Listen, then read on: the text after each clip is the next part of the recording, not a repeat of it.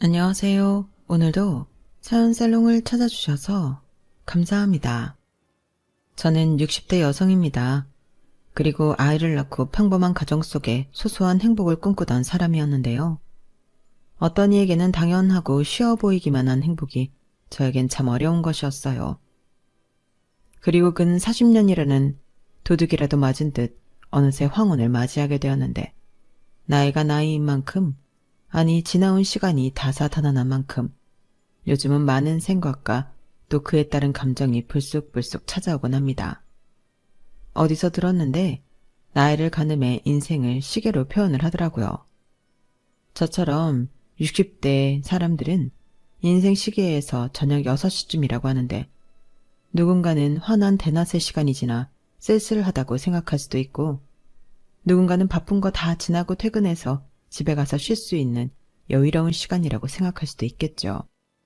그리고 저 역시 6시를 식구들끼리 둘러앉아 맛있는 저녁을 먹고 잠들기 전에 편안한 시간이라 생각하는데, 요즘은 저의 마음가짐이 딱 그런 것 같아요. 비록 시간의 풍파에 이젠 젊지 않은 얼굴과 몸이지만 억만금을 준다고 해도 저는 과거로 돌아가고 싶지 않습니다. 그만큼 지금이 너무 감사하고 행복하기 때문인데요. 제가 이렇게 서툴지만 제 사연을 쓰게 된 계기도 지금의 이 행복이 있기까지 제가 참 치열하고 처절하게 살아왔기 때문이었어요. 그리고 그런 시간이 있었기 때문에 더욱 소중한 지금의 기적과도 같은 행복을 여러분들에게 소개하고 싶어 어렵사리 키보드를 치고 있는데, 부디 제 글이 무사히 마지막까지 이어질 수 있길 바라는 마음이에요. 글쓰기를 배운 적도 없고 그렇다고 컴퓨터 사용이 능숙하지도 않지만 제 이야기를 끝까지 함께 해주셨으면 감사하겠습니다. 저는 가난한 집의 이남이녀 중 둘째 딸로 태어나 단 한순간도 등 따시고 배부르게 살아본 적이 없었어요. 엄마와 아빠는 늘 일만 하셨지만 많은 돈을 벌어보신 적이 없는 분이셨죠. 그러니 외식은 꿈도 꾸지 못하고 학교도 육성회비가 없어 못 가는 신세였는데요. 지금이야 세상이 좋아져 무상교육이라 하지만 저는 학교 가서 선생님한테 육성회비 때문에 혼나는 게 너무 싫었어요. 그래서 제 나이 17에 집을 나왔고 공장에 취직해 무작정 일을 하기 시작했는데, 제 나이 20살이 되었을 때 남편을 만나 결혼식도 생략한 채 살림을 차렸어요. 그때는 돈도 없지만 외롭기도 해서 누군가 따뜻하게 대해주면 홀랑 마음이 가던 미숙한 어른이었죠. 그리고 남편과 1년을 돈 것 끝에 혼인신고를 했고, 그 뒤 3년 후에 눈에 넣어도 아프지 않을 순한 아들을 낳았는데, 형편이 좋지 못했기 때문에 아이를 키우겠다고 일을 그만둘 수는 없었어요. 그때 당시 저희 부부는 반지하이긴 했어도 방과 부엌이 분리되어 있는 전세에 살고 있었고, 화장실은 밖으로 나가 공용으로 써야 했는데, 그나마 월세가 아닌 전세라는 것에 큰 위안을 삼고 살았어요. 그리고 당시에는 아이도 태어났으니 조금만 더 노력해 반지하를 탈출하자는 목표가 있었는데, 엄마는 강하다고 돈만 벌 수 있다면 휴일도 반납하고 출근하기를 주저하지 않았어요. 그렇기 때문에 시어머니의 도움을 받을 수밖에 없었고, 시어머니는 저희 집 근처에 있는 시장에서 그릇을 팔고 계셨어요. 남편 말로는 남편이 초등학교에, 그러니까 저희 세대는 국민학교인데 2학년인가 3학년인가일 때 부모님이 이혼했다고 하더라고요. 이유는 시아버님의 외도였다고 했는데, 시어머니도 보란듯이 2년 뒤에 재혼을 했다고 했어요. 그리고 그 후로 무슨 박복한 인생이신지 한 번 더 같은 이혼을 하셨고, 내내 혼자 계시다 저희가 결혼하고 난 뒤 마지막 동반자라며 재혼을 하셨는데, 그런 이유로 시어머니는 밖에서만 볼 수 있었어요. 남편 역시 새 아버지를 보고 싶은 마음도 없었는데, 시어머니가 재혼한 남편의 아이들과 살고 있어서 더 그랬던 것 같았죠. 하여간 그런 사연이 있는 시어머니와 남편이었는데, 아들애를 낳고 아쉬운 건 저희 쪽이었으니 낮에는 시어머니에게 종종 아이를 부탁했죠.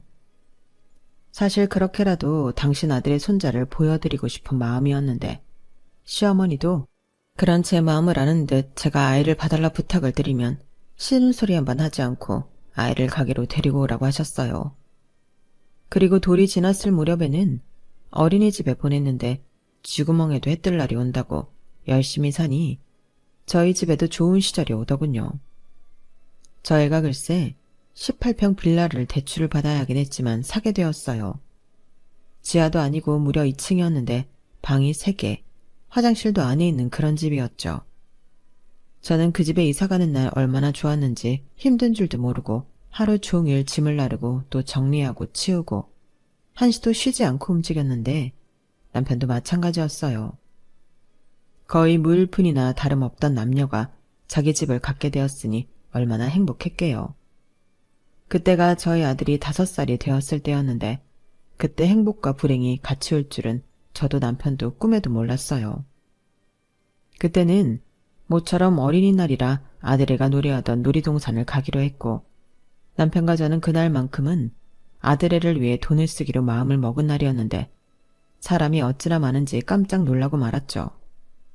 그 넓은 놀이동산 바닥이 보이지 않을 정도로 사람이 많았거든요. 그리고 한참 놀다가 오후가 되니 사람이 조금씩 빠지기 시작했는데 그때 아들애가 배가 고픈지 칭얼거리기 시작했고 저는 간식이라도 사오겠다며 남편한테 아들을 맡겼어요. 그리고 양손 가득 먹을거리를 사왔을 때는 남편은 졸고 있었고 아들애는 보이지 않더라고요. 여보, 창민이는? 창민이 어디 있는데? 창민이? 창민이 여기 있지. 어라, 얘가 어딜 갔나? 자기 애도 안 보고 뭐 했어? 아무리 졸려도 어린애를 두고 졸면 어떡해? 미안, 나도 모르게 깜빡. 근데 멀리는 못 갔을 거야. 아마 엄마 찾으러 갔나 본데? 몰라, 이러다 애 못 찾으면 어떡해? 무슨 그런 재수없는 소리래. 자기는 여기서 창민이 찾고 있어. 나는 방송 좀 해달라고 할게. 지금쯤 지도 무서워서 울고불고 하고 있을 거야. 남편은 그렇게 말하고 헐레벌떡 어딘 줄도 모르면서 미아 방송을 부탁하러 갔어요. 그리고 30분 정도 됐을까? 저희 아들 이름이 호명되면서 미아 방송이 들렸는데 아무리 방송을 하고 그 놀이동산을 뒤지고 다녀도 저희 아들은 찾을 수 없었죠. 그리고 시간은 금세 해가 넘어가 저녁이 되어 아이를 찾는 게 더 힘들었는데 저와 남편은 포기할 수 없었어요. 아이를 잃어버린 부모한테는 당연히 그 아이를 찾을 때까지 포기할 수 없잖아요. 그래서 그 넓은 놀이동산을 직원들과 함께 목이 터져라 아이 이름을 부르며 이리 뛰고 저리 뛰어다녔는데 나중에 보니 구두를 신고 가서 발이 피가 나고 엉망이 되어 있었어요. 하지만 저는 아픈 줄도 몰랐고 그저 제 아들이 어딘가에서 엄마 엄마 하며 울고 있을 것 같아 가만히 있을 수 없었는데요. 불행하게도 사람들이 모두 퇴장한 가운데도 저희 아들은 어디에도 모습이 보이지 않았어요. 어찌나 거짓말 같던지 올 때는 셋이었는데 돌아갈 때는 둘이라니 저는 그런 현실을 받아들일 수 없었어요. 그래서 그날 이후 저는 제정신일 수 없었어요. 공장도 가지 않았고 매일 아이를 찾겠다며 경찰서를 다니고 전단지를 붙이며 돌아다녔는데 아이 팔에는 미아 방지 팔찌도 있었거든요. 그러니 사람들은 유괴라도 당한 거 아니냐며 제 속을 후벼 팠는데 그렇게 아들을 찾겠다며 보낸 시간이 40년이 될 줄을 그때는 몰랐어요. 아니 시간이 가면 갈수록 어쩌면 이 지옥이 평생 끝나지 않을지도 모른다는 공포 속에 살았다고 해도 과언이 아닌데요. 아이를 잃어버린 이후의 제 인생은 완전 처참했습니다. 그건 남편도 마찬가지였겠죠. 하지만 저는 남편이 아이를 잘 보고 있었다면 이런 비극은 일어나지 않았을 거라고 생각했고 그런 생각이 들면 남편을 미워할 수밖에 없었는데 그런 미움은 결국 남편과 더는 살 수 없는 지경에 이르게 하고 말았어요. 저는 아이를 찾기 전엔 잠을 잘 수도 밥을 먹을 수도 없는 지옥을 살고 있었는데 남편은 꾸역꾸역 밥도 먹고 잠도 쿨쿨 잘 자더라고요. 그리고 그 모습이 왜 그리 죽이고 싶을 만큼 보기 싫은지 제 입에서는 늘 날카로운 말들만 쏟아져 나왔어요. 지금 목구멍에 밥이 들어가니? 아니, 아빠라는 사람이 어떻게 애를 잃어버리고 밥을 먹을 수 있어? 간밤에는 코까지 골면서 자더라? 왜 또 말을 그렇게 해? 내가 일부러 그랬어? 나도 괴로워. 자기만 괴로운 게 아니야. 그리고 사람이 기본적으로 먹고 자는 건 해야 애를 찾지. 너만 부모야? 나도 지금 똑같이 힘들고 죄책감에 몸서리치고 있다고. 뭘 잘했다고 큰 소리야. 괴롭다고? 정말 그래? 아니지. 자기는 그래야지. 이게 다 누구 때문인데. 자기는 나보다 더 괴로워야 해. 매일 그날을 기억하고 후회해야 한다고. 그래야 사람이지. 지금 우리 아들은 어디서 무슨 일을 당하고 있을지도 모르는데 나는 자기를 절대로 용서할 수 없어. 저랑 남편은 거의 매일 저렇게 서로 핥히고 원망하며 지냈어요. 그리고 경찰에 실종 신고를 해도 돌아오는 연락은 아무것도 없었는데 주변에서는 골든타임이 지나 더 힘들 거라고 하더라고요. 그 후 제 시간은 멈춰버렸고 할 수 있는 건 울리지도 않는 전화를 붙잡고 우는 일밖에 없었는데요. 그러다 쓰러져 구급차에도 실려가고 이러다가는 진짜 죽을 수도 있다며 병원에서는 겁을 주는데 저는 그게 하나도 무섭지 않았어요. 목숨 같은 아이를 잃어버렸는데 이렇게 죽을 수 있다면 오히려 잘된 일이었죠. 하지만 그때 시어머니가 저를 붙잡고 이런 말씀을 해주셨는데요. 아이러니하게도 남편은 싫어 죽겠지만 시어머니의 그 말을 듣고 저는 살기로 했어요. 얘야, 네가 이러면 네 아들은 누가 찾니? 엄마가 버티고 있어야 애를 찾아도 돌아올 것이 있지. 내가 내 아들만 생각하면 널 볼 면목도 없고 당장이라도 내 아들 데려다 후드려 패고 싶지만 그런다고 내 손자가 돌아오는 것도 아니니 염치 없지만 내가 이렇게 부탁한다. 얘야, 살아라. 그냥 살기만 해라. 이렇게 말하며 제 앞에서 훌쩍훌쩍 하시는데 왜 그리도 시어머니의 마음이 느껴지던지 저는 제 아들을 찾기 위해 살기로 마음먹었습니다. 하지만 남편과는 계속 좋지 않았어요. 한 2년 정도 그렇게 지내다 남편이 먼저 이혼해달라고 하더라고요. 지금 이게 뭐야? 어디서 뻔뻔하게 이딴 소리를 내밀어. 이혼? 이혼을 해달라고? 당신이 그러고도 사람이니? 나도 힘들어서 그래. 이러다가는 너랑 나랑 둘 다 죽어. 평생 너는 나를 원망하고 살 거잖아. 나도 미안한데 나도 사람답게 살고 싶다. 사람답게 살아? 자식 잃어버린 부모가 사람답게 살겠다고? 그래, 너는 이해할 수 없겠지. 근데 나도 이제 이해받고 싶은 마음도 없어. 그러니까 우리 제발 헤어지자. 이렇게 부탁할게. 저는 더는 아무 말도 할 수 없었어요. 그냥 상종하고 싶지 않더라고요. 제발 헤어지자니 그런 소리를 어떻게 할 수 있는 건지. 제 주변에서는 그런 인간은 더더욱 이혼해주면 안 된다고 했지만 저는 모든 것이 다 의미 없다 생각해 그 인간이 해달라는 대로 해주기로 했어요. 그러자 시어머니가 쫓아와 남편 등짝을 때리며 네가 사람이냐고 난리를 치셨는데 제가 말렸네요. 이미 마음 떠난 사람이고 저랑 있는 게 싫다는 사람을 더는 억지로 붙들고 있고 싶지 않다고 했어요. 그래서 그래, 너는 다 있고 어디 한번 바라는 대로 사람답게 살아봐라. 이혼 서류에 도장을 찍어줬는데요. 그 후 저는 계속해서 아들아이를 차지하기 위해 뛰어다녔어요. 전단지도 새로 만들고 이혼한 뒤 혼자 몸이 되었으니 전국 방방곡곡을 다니며 아이를 찾아다녔는데 그렇게 5년, 10년, 또 15년이 넘어가면서 희망의 불씨는 사라져만 갔어요. 그리고 아울러 가진 돈도 모두 바닥이 나서 빚에 쫓기는 신세가 되었는데 그렇기 때문에 저는 돈도 벌어야 했죠. 희망의 불씨는 사라져도 자식을 찾아야 한다는 생각에는 변함이 없었으니까요. 그러면서 어느새 제 얼굴에도 그늘이 많이 졌는지 선뜻 다가오는 사람들도 없었는데 그래서 그 힘든 시간이 더 지독하게 외로웠어요. 사회성을 잃었다고 할까요? 사람들과 언제 대화를 하면서 웃었는지 기억도 나지 않을 지경이었는데 지금 돌이켜 생각해보면 숨은부터 쉬고 있지만 산 송장처럼 살았던 것 같습니다. 자식을 잃어버린 애미인 제가 저한테 그런 벌을 줬던 것 같아요. 그렇게 세월은 더디게 또 야속하게 흘러 40년이 지났어요. 저는 더 이상 젊지 않았고 제 아들아이도 성인이 되다 못해 중년의 나이가 되었을 텐데 산다는 게 그렇게 허망할 수가 없더군요. 여러분들은 혹시 고지서 같은 용지에 잃어버린 아이를 찾는다고 되어 있는 공고를 보신 적이 있나요? 저는 그 아이들을 돌보면서 늘 생각했어요. 이 아이들은 모두 어디로 갔을까? 또 이 아이들의 부모는 얼마나 지독한 지옥에서 살고 있을까? 한때 저도 그런 몹쓸 생각을 한 적이 있어요.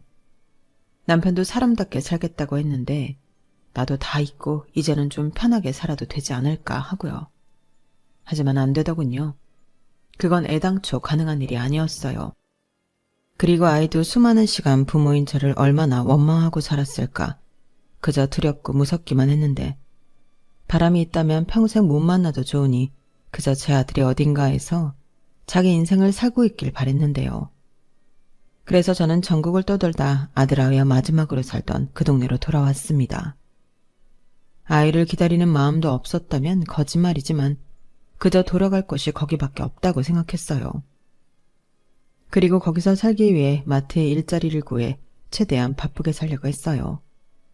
그러다 참 신기한 인연을 만났는데요. 글쎄 그 동네에 제 고향 친구가 살고 있더군요. 말로는 이사 온 지 10년도 넘었다고 했는데 그때는 이미 제가 그 동네를 떠나 있었기 때문에 만날 수 없었던 것 같았어요. 사회성이라고는 사라져서 이젠 누굴 만나도 이야기하기가 힘들었던 저였는데 고향 친구는 예외였죠. 반갑고 또 신기하고 서로 들떠서 10대 시절로 돌아간 듯 그렇게 이야기꽃을 피웠는데 그 친구 덕분에 다른 친구들과도 연결이 되었어요. 하지만 곧 저는 다시 대화에 낄 수 없었는데요. 여자들이 만나서 하는 대화는 뻔했죠. 자식 이야기, 남편 이야기가 전부잖아요. 하지만 저는 어느 얘기도 끼지 못하니 그저 눈동자만 굴리며 어색한 미소만 지었는데 결국 저도 친구들한테 제가 겪은 일과 지나온 시간을 이야기했습니다. 그냥 하고 피하기보다 얘기하고 싶었어요. 그러자 삽시간에 화기애애한 분위기는 조용해졌고 눈물을 보이는 친구도 있었는데 희한한 게 제 마음은 친구들의 마음으로 채워지는 기분이 들었어요.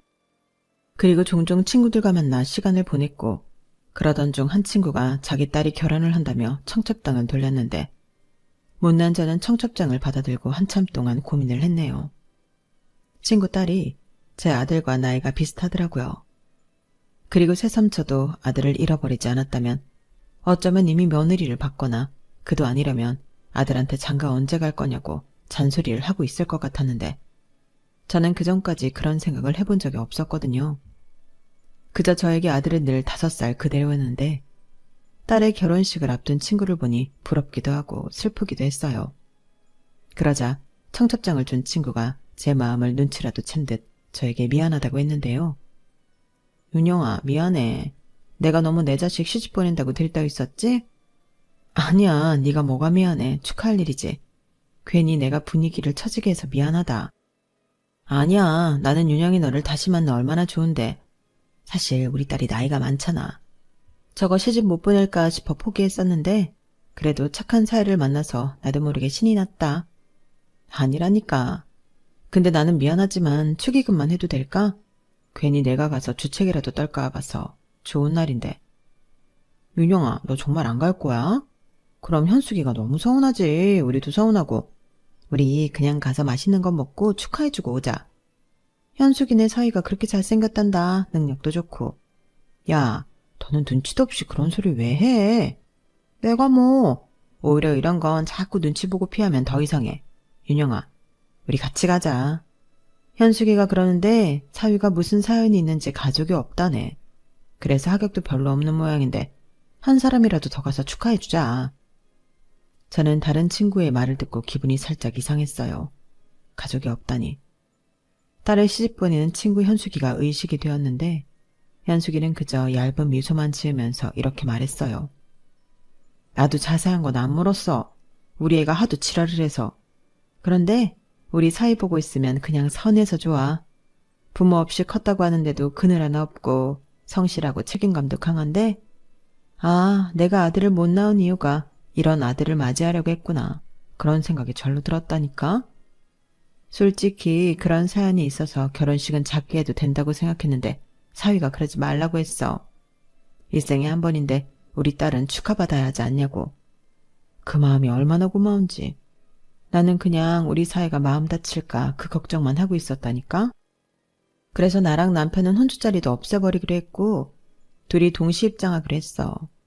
우리 남편이 눈치 없이 딸도 하나밖에 없는데 손도 못 잡고 들어간다고 해서 그럼 나는 내 사위 손잡고 들어가겠다고 하니까 그런 이상한 결혼식이 어딨냐고 한바탕 했다니까.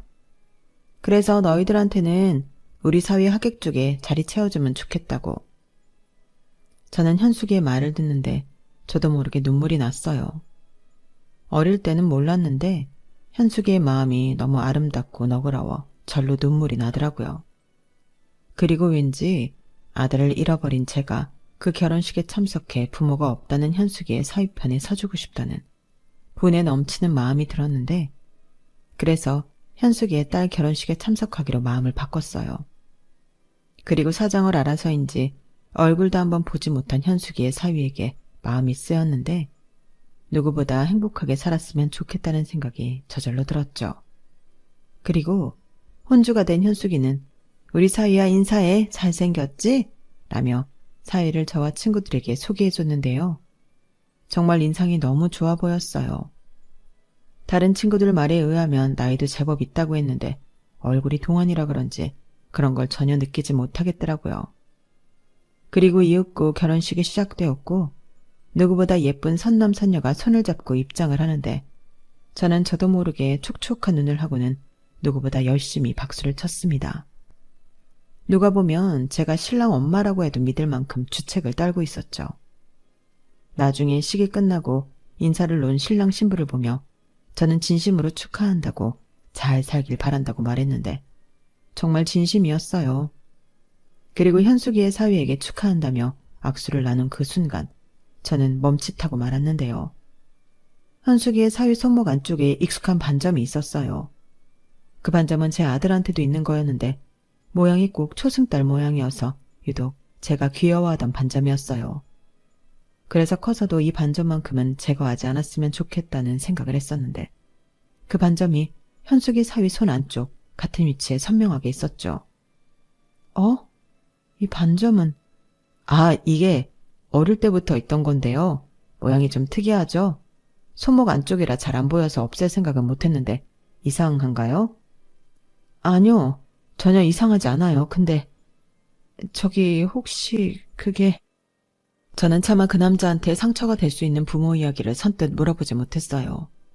확인하고 싶은 마음이 굴뚝 같았지만 그 아이의 이름은 제 아들 이름이 아닌 전혀 다른 이름이었고 만에 하나 제가 듣고 싶은 말이 아닌 다른 대답을 듣게 된다면 기꺼이 결혼식에 초대해준 현숙이의 얼굴을 더는 볼 자신이 없었는데요. 그래서 차마 물어보지 못하고 말끝을 흐리고 말았죠. 그런데 현숙이가 저한테 왜 그러냐고 자기가 먼저 저에게 다가와 괜찮으니 자기한테만 말해보라고 했는데 그래서 저는 현숙이에게만 살며시 내 아들 손목 안쪽에도 같은 모양의 반점이 있었다고 이야기를 했어요. 그러자 현숙이는 화들짝 놀라며 그래? 그럼 당장 확인해 봐야지 뭘 망설여? 라고 설레발을 쳤는데 하지만 저는 그러지 말라고 했죠. 나중에 기회가 있어서 사위에게 이야기를 들으면 그때나 알려달라고 했는데요. 저는 그 뒤로 쿵쾅거리는 마음을 진정할 수 없었어요. 어떤 날은 현숙이의 사위가 영락없이 제 아들 같았는데 신혼여행에서 돌아오면 붙잡고 물어볼까 별의별 생각을 혼자 했더랬죠. 그러다 현숙이에게 연락이 왔어요. 저도 저지만 현숙이 역시 너무 궁금해 참을 수 없었다며 자기 사위한테 이것저것 물어봤다고 했는데요. 우리 사위가 그러는데 어렸을 때 기억이 잘 나지 않는데 근데 확실한 건 부모님이 미국에 살았다고 했는데 참 별난 사람들이지. 애를 한국 고아원에 맡겼다고 하네. 그게 우리 사위가 15살인가 됐을 때라고 하는데 부모라는 인간들이 제대로 돌보지도 않았던 모양이야. 그래? 역시 내 아들은 아니었구나. 내가 괜히 설레발을 쳤네. 미안하다. 네가 뭐가 미안해. 나라도 당장 확인하고 싶었을 거야. 근데 우리 사위가 이런 말도 했는데 유독 기억이 나는 어렸을 때가 있대. 너무 어려서 몇 살이었는지 잘은 기억이 나지 않는데 놀이동산에서 부모님이랑 신나게 놀았던 기억이 있대. 그때 엄마가 먹을 걸 사온다고 자리를 떠났는데 아빠가 졸고 있어서 엄마를 찾으러 갔다고 하더라고. 그 기억만큼은 아주 선명하다고 했는데 전에 아들 놀이동산에서 잃어버렸다고 하지 않았어? 맞아. 그리고 내가 간식 사온다고 자리를 뜨고 우리 남편이 졸다가 애가 없어진 것도 맞긴 한데 부모가 있었다고 하니 그러게 뭐 우리가 애 키울 때는 놀이동산 같은 데서 애 종종 잃어버렸다가 찾기도 많이 했으니까. 그렇지? 그래도 윤영아, 밑자야 본전인데 유전자 검사 뭐 이런 거 한번 해볼래? 어? 아니, 그래도 어떻게 그래, 실례잖아. 몰래 하면 되지. 내가 우리 사이 머리카락이라도 한 움큼 뽑든. 아, 칫솔 쓰라고 하고 그거 챙겨서 하면 되잖아. 드라마 같은 데서 보니까 그렇던데? 너도 참. 하자. 아니면 말고 괜히 미련 남잖아. 그럼 나야 고마운데 괜찮겠어? 윤영아, 나는 말이야. 만에 하나 네가 우리 사위 친엄마라면 너무 좋겠어. 우리 남편은 말도 안 되는 소리 하지 말라고 했지만 정말 그렇다면 이건 기적이잖아. 나는 그렇게라도 너랑 우리 사위한테 그런 기적이 일어났으면 좋겠어. 아까도 말했지만 믿져야 본전이잖아. 오히려 확실하니까 더 좋지. 현숙이는 저에게 적극적으로 유전자 검사를 해보자고 권했어요. 사실 그런 검사는 어디서 어떻게 하는 줄도 모르는데 저야말로 확인하고 싶은 마음에 그러자고 했죠. 현숙이가 말하는 그 기적에 제 지나온 시간을 걸어보고 싶었거든요. 그래서 현숙이의 말에 따라 제가 쓰던 칫솔과 머리카락을 건네줬고 한 달 남짓한 시간이 지났는데요. 저에게 그 한 달은 10년과도 같았답니다. 그리고 한껏 상기된 얼굴을 한 현숙이가 저를 찾아왔는데요. 얼마나 급했는지 슬리퍼를 신고 앞치마를 입은 채 제가 일하는 마트에 왔더라고요. 그리고 저는 현숙이의 얼굴을 보자마자 심장이 마구 뛰기 시작했는데 현숙이 얼굴을 보니 그냥 딱 알 것 같았어요. 그리고 이윽고 현숙이는 윤영아, 됐어. 기적이야. 기적이 일어났다고. 야, 너 아들 찾았어. 라며 큰 소리로 말했는데 저는 그만 그 자리에서 주저앉아 엉엉 울어버렸어요. 40년이나 못 찾은 아들이 친구 사위가 되어 돌아오다니 믿을 수 없었죠.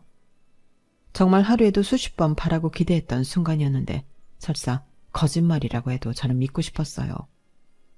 마음 같아서는 당장 달려가 제 아들애를 품에 안아보고 싶었지만 그 순간에는 왜 그렇게 용기가 나지 않던지 낯설고 또 오랜 시간 외롭게 해서 미안하기만 했는데 현숙이는 당장 만나야 하지 않냐고 저를 채근하더라고요.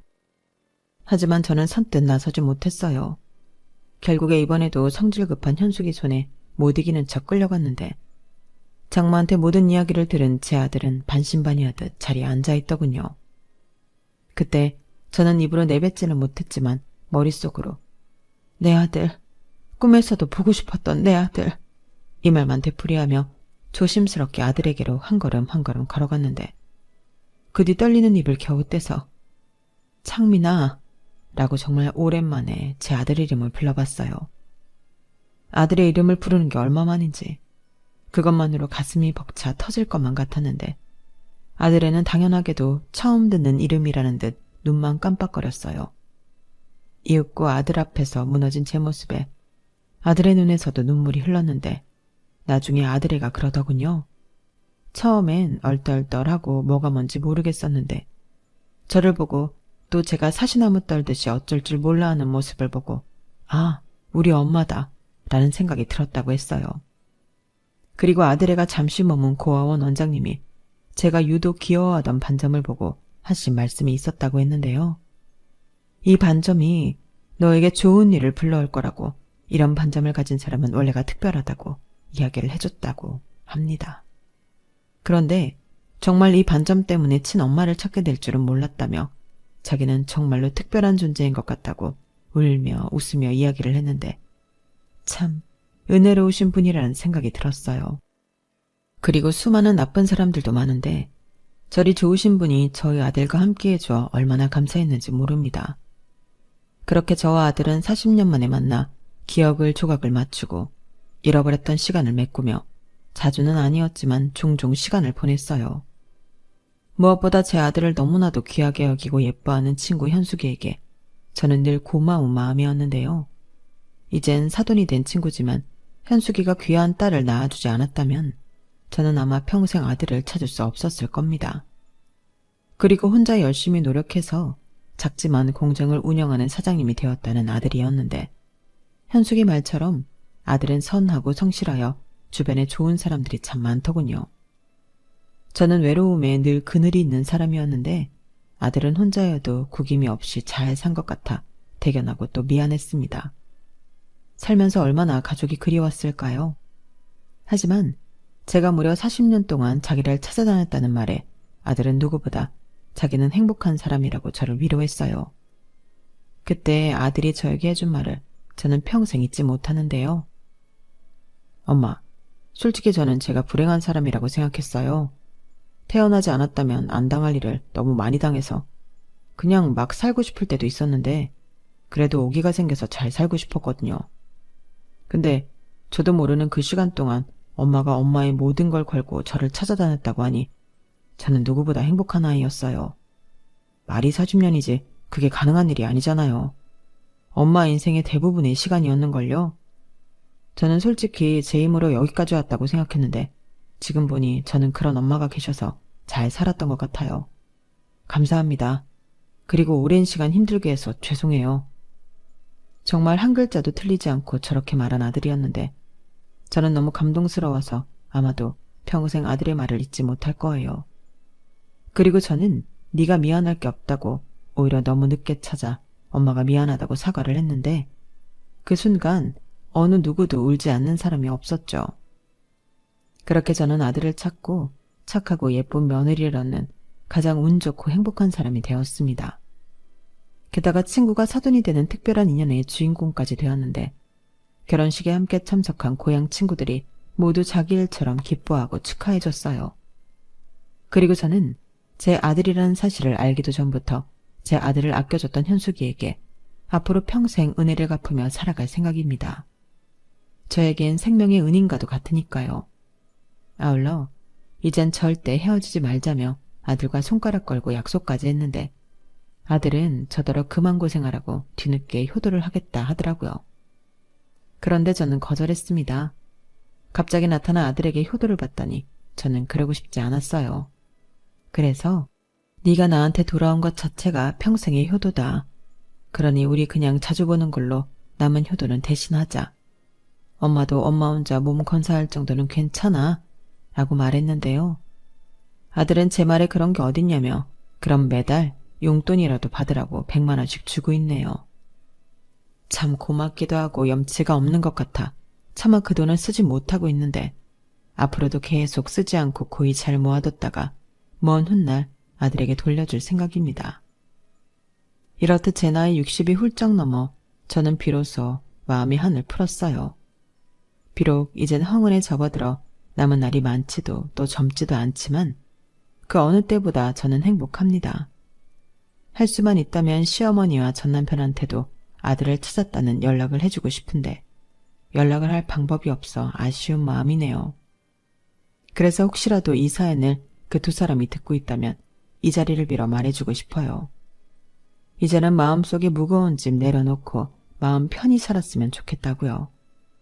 그리고 이젠 제 옆을 지켜주겠다고 약속한 사돈 현숙이를 포함한 고향 친구들과 남은 시간 푼수라는 말을 들어도 좋으니 깔깔깔 웃으며 즐겁게 살고 싶은 바람입니다.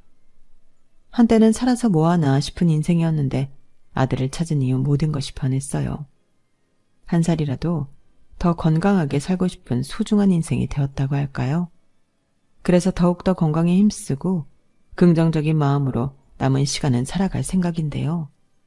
할 수만 있다면 아들과 며느리에게 그간 못해준 것들을 마음껏 베풀며 남은 인생은 그저 행복하게만 살았으면 좋겠습니다.